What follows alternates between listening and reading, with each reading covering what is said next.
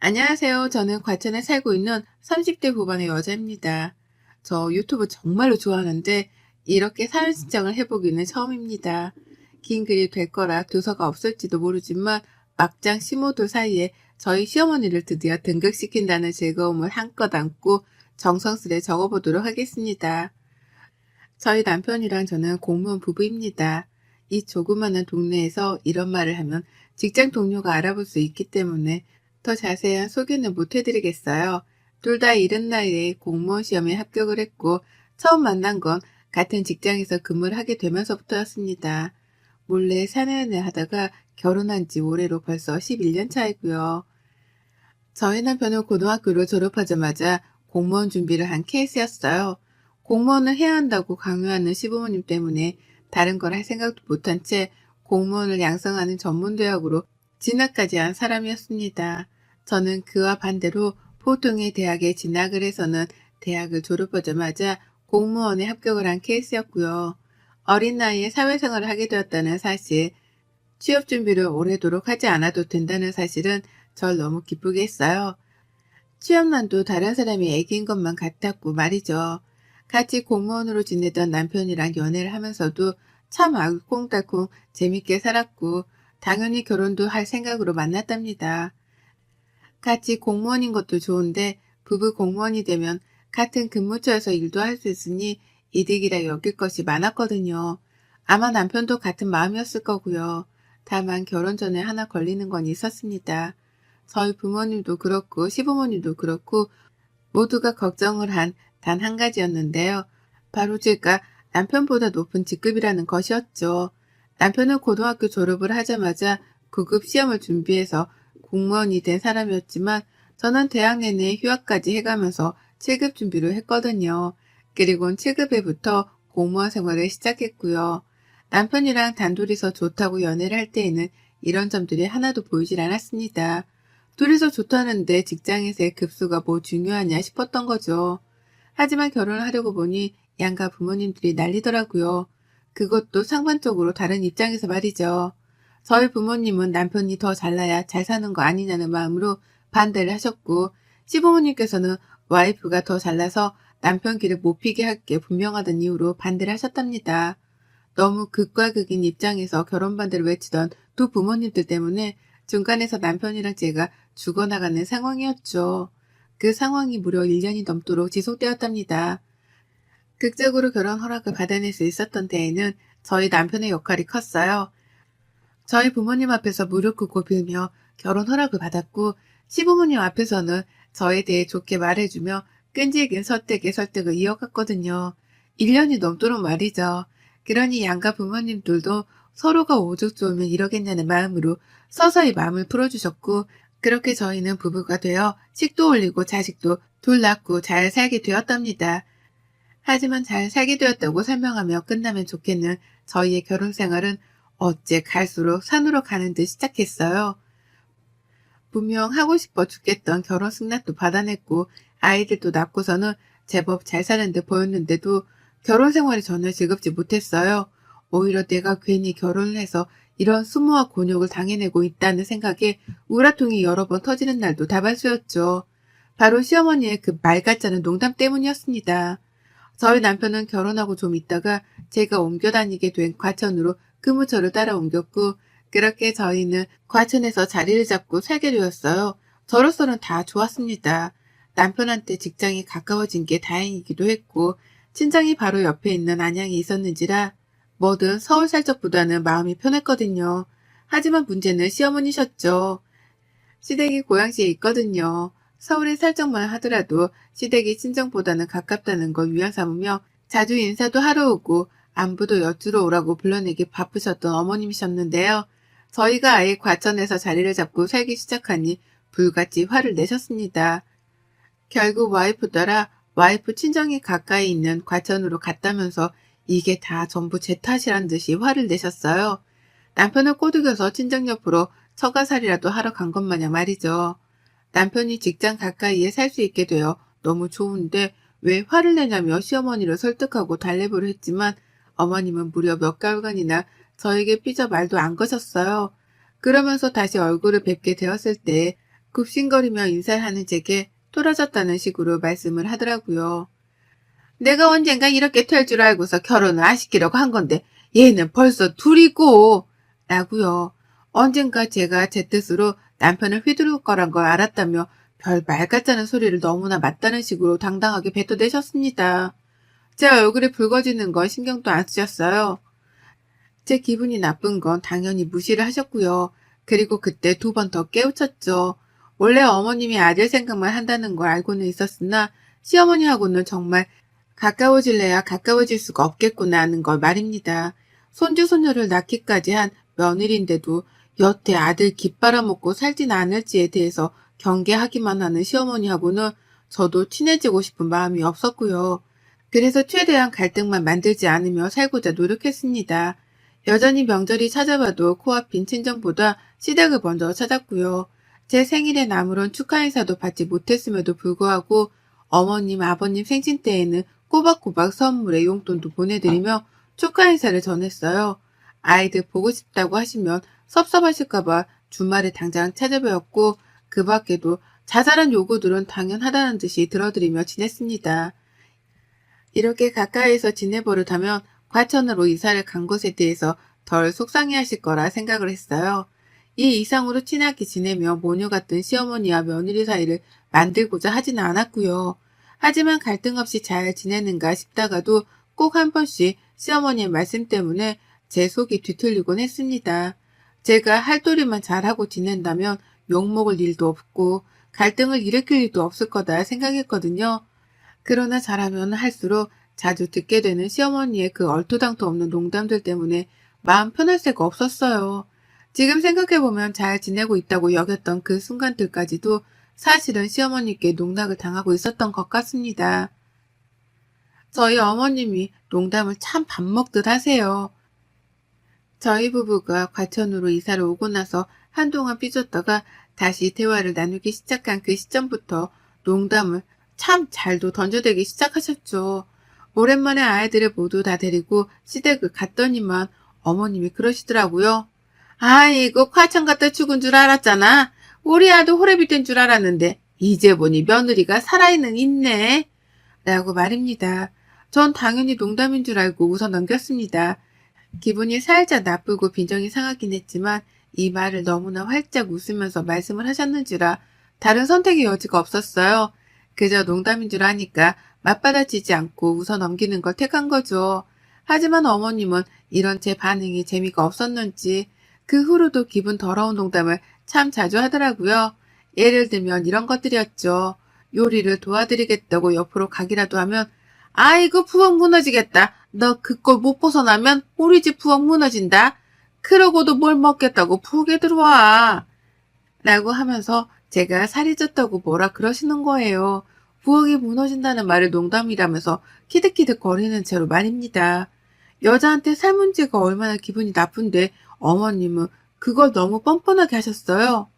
그리고는 굳어진 제 표정에 활짝 더 웃으면서 농담인데 얘 봐라. 뭐가 찔려서 기분이 나쁜 거니? 아니다. 이것도 농담이야. 라고 말씀을 하셨고요. 얘들한테 자잘한 일로 훈육을 하고 있으면 아이고 다 너 닮아서 그러는 건데 뭘 그러냐. 엄마 판박이라 귀엽기만 하구만. 그걸 뜯어고치겠다고? 내버려둬. 사랑깨도 3년이면 풍어를 읊는다는데 네 옆에서 자란 애들이 뭘 어쩌겠냐. 보고 탐는 수밖에. 라고 하면서 훈육이 주제넘는다는 식의 표현도 하셨답니다. 그게 무슨 소리냐면서 역정이라도 내면 아이고 농담한 거 가지고 쟤는 또 진지하게 저런다. 내가 무서워서 무슨 농을 못해. 라고 제게 민감하게 굴지 말라 말씀을 하셨네요. 너무 기분이 나빴어요. 난 분명 웃지 못하는 말들인데 어머님은 뭐가 그리 웃긴지 계속해서 웃어 보이기만 하셨으니까요. 나를 얼마나 호구로 봤으면 사람이 기분 나쁠 만한 말들을 던지면서도 눈치 한 번 안 보고 사과 한 번 안 하나 싶었답니다. 홧김에 소리라도 지르고 싶다는 생각이 들 정도로 피가 거꾸로 솟는 적들이 많았어요. 주로 대다수의 농담들은 제가 하는 말들이나 행동에 반박을 하는 것들이었죠. 그렇다 보니 시어머니가 나한테 시비를 거는 중이라는 느낌을 지울 수가 없었답니다. 기분 나빠라 하면 저 혼자 꽁해서 저런다고 또 무안을 주니 저 혼자 화가 났다고 민망해 하기까지 하며 감정의 롤러코스터를 타기 바빴어요. 그러니 점점 시댁 가기가 싫어지고 최소한의 도리조차 해드리기가 싫었죠. 그러다 코로나 터지면서는 이게 기회구나 싶어서 시댁이랑 완전히 연을 끊었고 그 사이 전화가 오더라도 일 때문에 바쁘니 전화는 남편한테 하라면서 대놓고 연락을 무시했습니다. 급한 일이 있으면 남편한테 연락을 해도 충분할 텐데 왜 친하지도 않은 며느리한테 굳이 전화를 해서는 늘 시덥지 않은 농담이나 하며 기분을 더럽히느냐 이거였죠. 그래서 바쁜 척을 더 열심히 했고 대화하고 싶지 않은 척도 더 열심히 했습니다. 그러니 어머님도 눈치가 있긴 있는 건지 투덜거리긴 했지만 서서히 제게 하는 연락 횟수를 줄이셨어요. 정말로 무슨 일이 있더라도 남편에게 했고 그 와중에 자기 생일 선물이랑 용돈 찾는 전화는 꼬박꼬박 제게 하셨답니다. 이리 보나 저리 보나 저를 우습게 보시는 게 분명히 보이긴 했어요. 그리고 바로 올 중순 시아버지 생신이라서 밥 먹는다고 시댁을 찾았다가 동서가 있는 앞에서 시어머니가 제게 막말을 또 퍼부셨답니다. 제가 상부장에 있는 그릇을 빼는 중이었는데 갑자기 손가락으로 집게를 만들어서는 제 뱃살을 꼬집는 거예요. 그 바람에 제가 너무 놀라서 잡고 있던 그릇을 손에서 놓쳐버렸고 그릇이 부엌 바닥으로 떨어지며 와장창 깨져버린 사건이 있었죠. 그런데 어머님이 그런 저를 보면서 웃는 겁니다. 그리고 뭘 하신 줄 아세요? 아이고, 치살 잡혔다고 돼지가 놀래 자빠졌네. 라고 하며 웃는 거예요. 미친 사람처럼 말이죠. 동서도 웃지 못하고 있었고 저도 너무 놀라고 기분이 나쁜 나머지 시어머니를 노려만 보고 있었습니다. 그릇이 깨졌고 사람이 다칠 뻔도 했는데 이게 웃긴 일인가 싶어 황당해 말이죠. 그러자 어머님은 그제서야 저랑 동서 눈치를 보며 말씀하더라고요. 농담이라고 말이죠. 눈에 보이는 살집이 너무 방대해서 잡아보고 싶었다는 걸 이유라고 들먹이셨답니다. 저는 사과를 하는 건지 더 엿을 먹이는 건지 알 수 없는 이 대답을 들으며 황망한 채로 깨진 그릇을 치웠고요. 동서는 뒤에서 쌀벌한 시모와 저의 농담을 들으며 겁이라도 질린 건지 말도 못 꺼냈어요. 그날 저는 밥 먹는 내내 입을 다물었고 시어머니랑은 눈도 안 마주치고 애들만 돌보다 밥을 다 먹자마자 시댁을 나왔답니다. 제가 나오니 남편도 뒤따라 나왔고 그렇게 집으로 와 펑펑 울었어요. 도대체 시어머니는 나한테 멀쩡한 말을 해주질 않는다며 속에서 의분이 터져나와 결국 울음까지 터뜨린 거였죠. 그런 저를 보며 남편도 최대한 시어머니하고는 엮이지 말란 말로 위로를 해줄 뿐이었고요. 남편이 해줄 일이 별로 없었으니까요. 그렇게 저는 시모를 안 본 채로 나름 잘 버티고 있었어요. 돼지가 놀래 자빠졌단 말이 아직도 크게 상처로 자리 잡은 상태여서 시모한테 연락이 오는 것도 일부러 씹어가면서 피했습니다. 그런데 지난 주말에 시어머니가 집으로 찾아왔어요. 시아버지도 빼놓은 채 혼자 택시를 타고 찾아와 택시비를 내주라며 아파트 동 입구 앞에서 저한테 문자를 보내셨더라고요. 전화를 하면 안 받을 게 뻔하다면서 말입니다. 그 바람에 남편이 놀래 택시비를 내려갔고 어머님은 정말로 집 안에 들어오셨답니다. 당황했어요. 겨우 안 보고 사는 중이었는데 제발로 내 집에 찾아온 걸로도 모자라 택시비를 내달라며 집 밖으로 절 불러낼 생각을 하셨다니 말이죠. 어머님은 절 보자마자 또 농담을 던지셨어요. 우리 며느리는 공무원 아닌가 보네. CM이 택시비도 못 내줘서 못 나온 건가? 라며 비아냥거리셨고 갑자기 찾아오면 어쩌냐 묻는 제 말에는 대꾸도 안 하셨어요. 또 농담에 민감하게 구는 거 아니냐며 오히려 남편에게 말을 걸더라고요. 며느리 성격이 아직도 저를 꿍하냐고 말이죠. 제 앞에서 오고 가는 이런 말들, 그것도 내 집에서 오고 가는 시어머니의 막말 참을 수 없었습니다. 꿀같은 주말을 방해하는 것만으로도 대역죄인데 집에 들어온 그 순간부터 한마디도 쉬지 않고 제게 막말을 퍼부어대셨어요. 그리고는 그게 다 농담인데 제가 또 받아들이지 못하고 있다며 궁시렁을 대는 겁니다. 전 하나도 웃기지 않고 오히려 기분이 나쁘다 못해 민망해서 더럽기까지 한대 말이죠. 남편은 제가 울었던 걸 알아서 그런지 시어머니를 말리려 했어요. 갑자기 찾아와서 뭔 말이 그렇게 많냐며 입부터 다물게 만들려고 했고 그러자 어머님이 말씀하더라고요. 아이고 네 와이프 밥만 처먹는 게 아니라 서방도 쳐 잡숴 드시겠다니? 왜 이렇게 네 마누라 눈치를 보고 있어? 니들 결혼할 적부터 내가 그렇게 걱정했던 게 바로 이런 거다. 어디 서방을 기도 못 펴게 해? 라고 말입니다. 자신이 무례하게 구니까 남편이 제 편을 들어주는 건데 그건 까마득히 이해도 하지 못한 채 오히려 저를 향해 또 막말을 퍼붓더라고요. 제가 서방을 잡아먹으려 한다고 말입니다. 처음엔 농담이었겠지만 갈수록 욕만 안 섞었을 뿐 이미 입과 눈으로 제게 욕을 퍼붓고 계셨어요. 전 그런 어머님께 울컥할 뻔했지만 더 이상은 또 울지 않았습니다. 순간 울 뻔하긴 했거든요. 방어도 못한 상태에서 시어머니가 다다닥 쏘아댄 막말에 마음이 너덜너덜 했거든요. 하지만 이번만큼은 울지 않기로 했어요. 남의 집에 와 역정부터 내는 시어머니의 코를 내가 먼저 납작하게 해주고 쫓아내야겠다 싶었던 겁니다. 그리고 전 그렇게 마음을 먹자마자 장착된 굳건한 마음으로 시어머니를 향해서 똑같이 막말을 퍼부어대기 시작했어요. 그동안 저한테 농담이라면서 퍼부었던 막말들을 똑같이 기억하고 있다가 똑같은 방식의 언변으로다가 뱉어낸 겁니다. 우리 어머님은 가만 보니까 주제 파악을 못하는 게 분명하네. 귀하디 귀한 아들내미인 것 같은데 밖에 나가 물어보세요. 어머님 아들이 잘났다고 하나 내가 잘났다고 하나. 능력 딸리는 아들내미 데려다 내조해주고 살면 고마워서 엎드려 절이라도 해야 하는 거 아니세요? 아 맞다. 우리 어머님은 주제 파악을 못하니 그런 것도 생각 못 해보셨겠다. 라고 말을 했어요. 한 번도 남편 앞에서 이런 식으로 말을 해본 적이 없었으나 지금 당장 시어머니를 엿먹이는 게 급했는지라 마구마구 퍼부어댔습니다. 그러니 남편도 놀라고 시어머니도 놀라시더라고요. 특히 시어머니는 제 입에서 자신의 화법이 나왔다는 생각에 한방 얻어맞았다 싶으셨는지 처음 한동안은 정신을 못 차리셨어요. 저는 그 꼴을 보며 이거다 싶었죠. 그래서 멈추지 않고 더 퍼부어댔습니다. 이 사람이랑 결혼할 적에 우리 부모님이 얼마나 통곡했는지 몰라요. 어디서 거적대기를 주워다 기우는 시집을 가려 하냐고요. 아유 이런 말을 지금에나 되니까 농담으로 꺼내는 거지.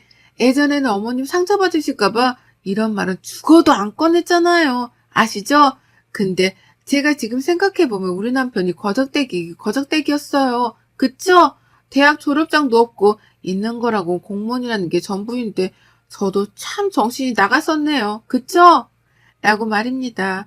남편이 상처를 받을까 싶어 최대한 남편 눈은 보지 않은 채 시어머니만 보며 약을 단단히 올려주겠다는 자세로 어머님 화법을 썼어요. 그렇지 않냐고 자꾸만 되물어가면서 시어머니의 약을 더욱 바짝 올렸습니다. 그러면 남편이 잠시 시선을 회피하며 바닥을 쳐다볼 때 괜히 남편을 업신여기는 듯한 표정으로 째려봤죠. 시어머니는 그런 저의 표정을 다 보고 있었고요. 그리고 곧이어 반응이 튀어나왔습니다. 많이 기다릴 필요도 없었어요. 자기 아들이 그간 집안에서 며느리한테 이런 취급을 당하고 있었나 싶었는지 아주 충격을 받은 표정으로 저를 바라보셨어요. 어찌나 충격을 받으셨는지 처음 한동안은 제 이름도 못 부르고 말을 더듬으셨답니다. 그러더니만 너 이게 뭐하는 짓이야 내 앞에서? 내가 보는 앞에서 내 아들한테 뭐? 거적대기? 야, 너 대학 졸업장만 있으면 다냐? 너 설마 네 남편한테도 지금껏 있다고 얘기한 거야?